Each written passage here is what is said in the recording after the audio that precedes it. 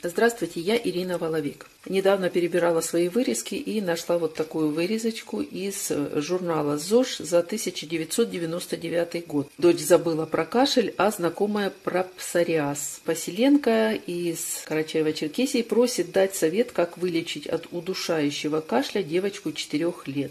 Я знаю очень хороший рецепт, думаю, он поможет многим читателям. Этот рецепт действительно великолепен, и он действительно помог очень-очень многим. Прошло уже почти 20 лет этой бумажки, и это ксерокопия. Видите, тогда на работе мы действительно многим отксерили этот рецепт, и он пользовался очень большим успехом. Этот рецепт помогал практически всем, причем даже от застарелого, лающего и удушающего какого угодно кашля. И я буду рада, если он кому-то тоже поможет. Я вскипятила молоко и наливаю в стакан.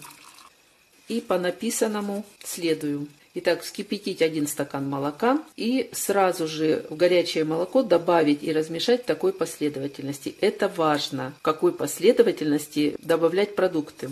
Так написано. 1 столовую ложку сливочного масла, 1 столовую ложку меда,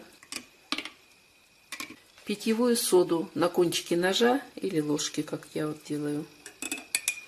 Все это размешиваем. Далее нужно взять сырой желток 1 яйца. Сначала его перемешать и влить сюда. Продолжать перемешивать. И последний ингредиент — это йод 5%. Его нужно взять 2-3 капли.